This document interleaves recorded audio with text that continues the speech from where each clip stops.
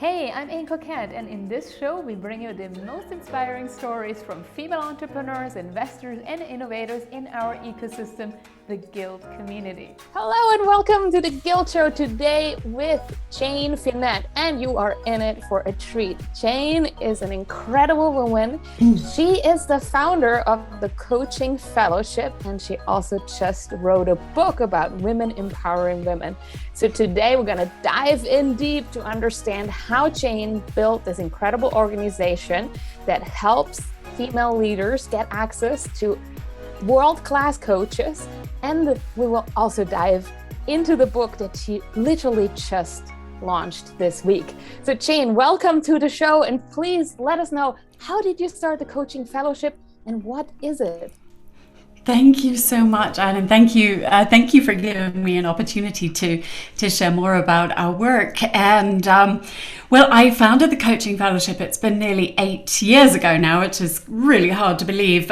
We became a California 501c3 nonprofit about 5.5 years ago. And what we do is we help young women social change leaders get access to leadership development and coaching, something that they wouldn't ordinarily get access to. So they are women who are social impact entrepreneurs. They're nonprofit leaders and founders. They're activists. We've worked with women in more than 70 countries all around the world. And they're all fairly young. You know, they're all really on average between the ages of 25 and 35. So they're really at the beginning of what they're building and at the beginning of their careers. And I love that you asked me, why did I found it, or how did I kind of get involved with this and want to create something like this? So the funny founding story is that I had a career in technology, consumer technology companies. I was at Mozilla, the folks behind the Firefox web browser, for more than 10 years, and did European marketing, global user engagement for the Firefox brand. And when I hit my early 40s, and I had made it into the executive kind of team, then I got access to leadership development and coaching. And it cracked my world open, because I have been very fortunate to do a lot of things in my life in terms of career and get access to a lot of training, but it wasn't the kind of leadership development that I received at Mozilla. And this was one-on-one work with a coach that helped work specifically with me on my own leadership, what I was here to do in this lifetime, what I deeply valued, what was holding me back. And it cracked my world open, and I was kind of looking behind me going, whoa, like, I didn't even know this existed. And wow, do I wish I'd had this 25 years ago, you know, when I was just starting out, when I was trying to figure out who I was and what I wanted to do in terms of the impact that I wanted to create in my life. So I decided to create the Coaching Fellowship so that I could help not only young women, so young people don't get access to coaching and leadership development, yet I think they're the ones actually who should be having it. So then you take that, so young people don't, then particularly if you're a young woman, you don't get it. And certainly if you're in the impact space, there is no fund and there is no resources for you to have this kind of opportunity and experience, yet it can be a significant differentiator for you and the growth of the trajectory of your career. Incredible work. I loved it when I first met you and you told me about it. I think this was years ago. It's been many years. No, I think it has. I wonder, I think it must have been 5 years ago, you know, or more. Really? Yes. Yeah. No, it was right at the beginning. And when I first started, you know, we do 2 programs a year. We were serving about 50 people each time. And now we're up to 350 women a year with a very small team. We're just sort of Wow. three and a half people. And so we couldn't do the work if it wasn't for all of the coach volunteers and also extra supporters that help us. So now non-profit or for-profit doesn't matter, right? You launched this organization, you had an idea and you started to grow it. And it's at a completely different level now than it was when we first met. So tell us, and tell our audience of entrepreneurs and nonprofit leaders as well, like, you know, how did you start with an idea and then scale it to the point where it is today, where you really have a measurable impact on all these female leaders. You have incredible amounts of volunteer coaches, right? And a lot of people in the for-profit world have tried to do similar models, right, where they match people with coaches, and they're trying to get money out of that somehow. Now, your model is not based on the money, but it is based on creating a two-sided marketplace and on the impact you're creating. So tell us, how do you measure that impact, and how did you get started? How do we build it? No, absolutely. Well, so I guess, I mean, I have full disclosure, because in many ways, it was a happy accident for me and how I started. But a lot of people will say there are no accidents. It was the moment in time when this was supposed to happen, and the universe picked you. And I guess, and I was listening, and sometimes we can't always hear it, so, but it definitely chose me in that moment. The very initial founding story was that I had offered a few pro bono places in my coaching practice. I wanted specifically to help social impact entrepreneurs, and thought it would be about the half a dozen women who were kind of poking me because they knew I was doing coaching, and they were like, "We'd love to, can you help me?" And I said, I don't know how to pick. And it was actually my husband, Pascal, who Anne, you know terribly well, who said, why don't you just put this on your blog, have people apply, not a really rigorous application, but, ask them to share more about what they want to work on with coaching. How will life be different if you get what you want from this engagement?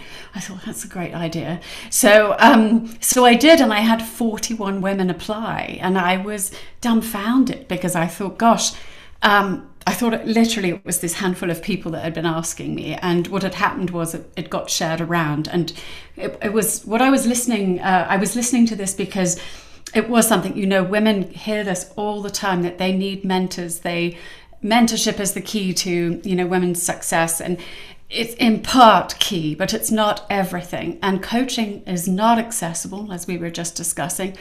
And I think it really hit a nerve that this was something very unique and was pro bono.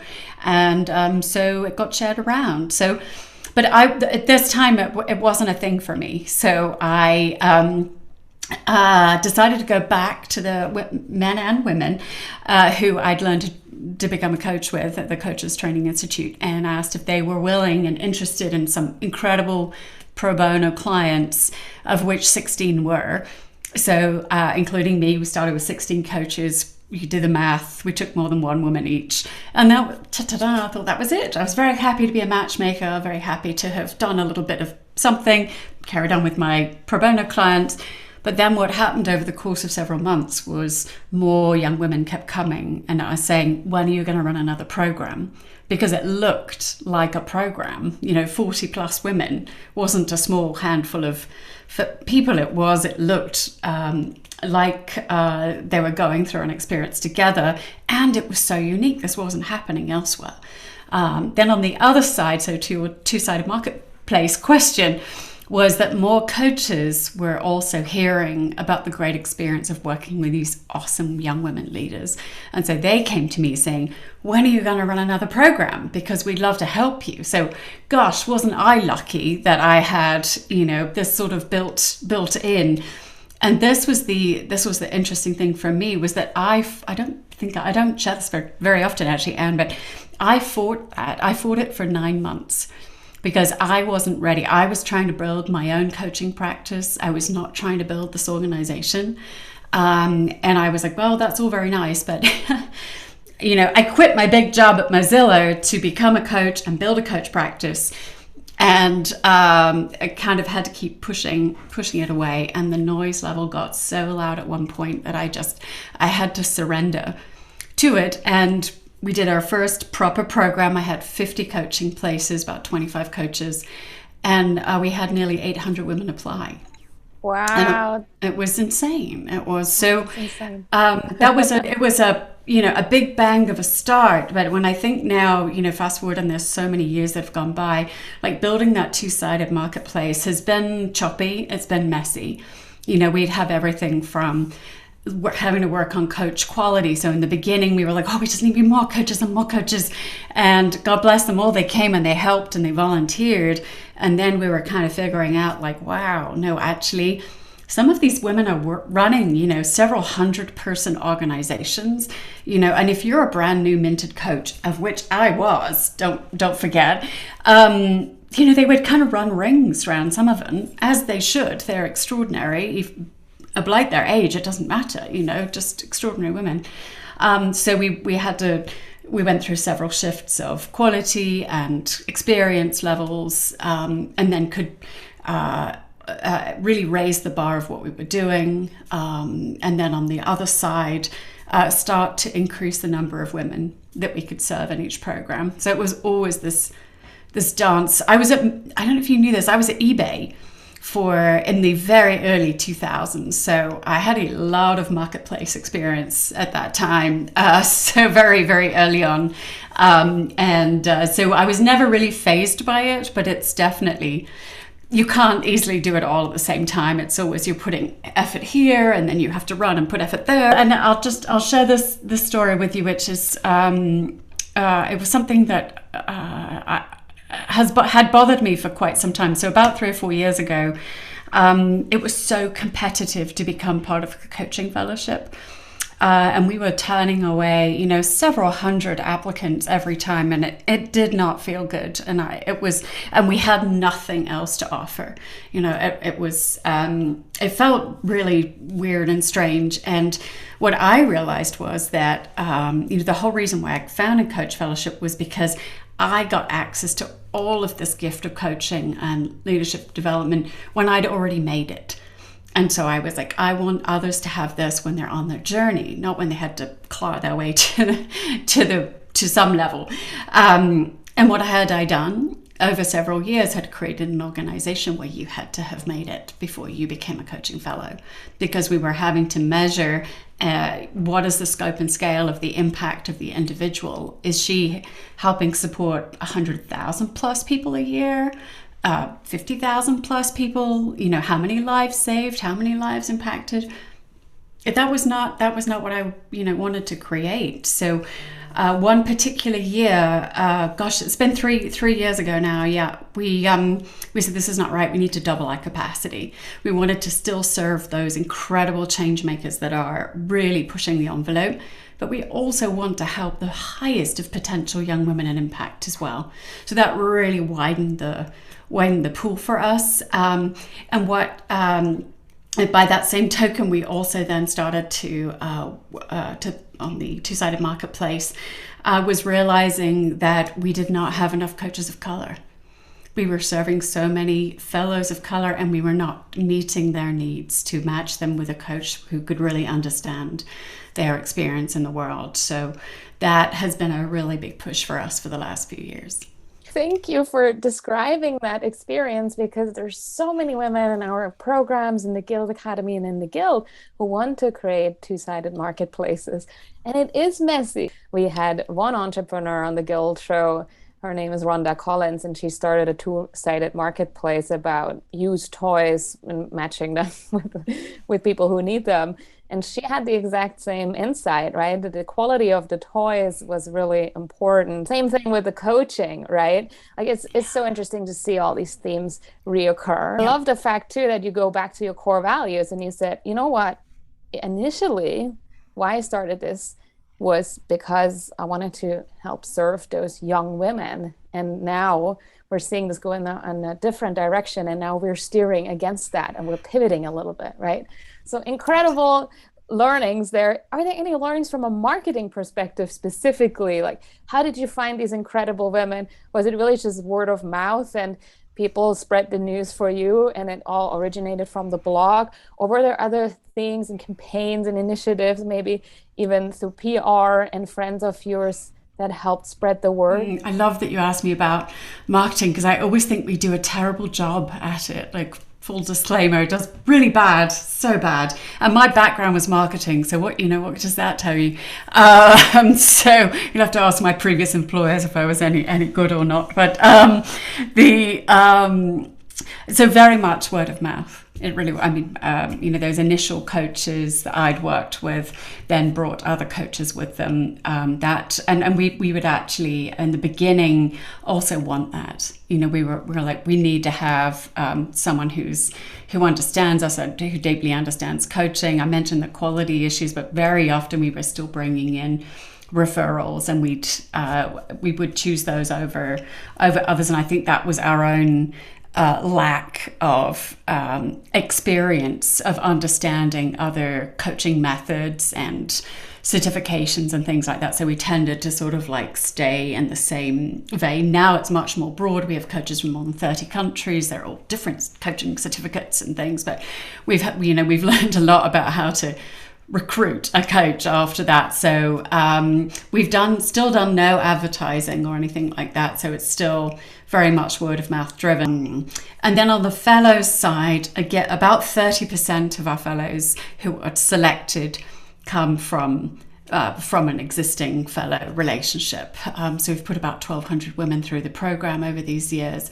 And one of the things we did a couple of years ago was introduce a golden ticket, which sort of sounds a bit like Willy Wonka or something with the chocolate factory.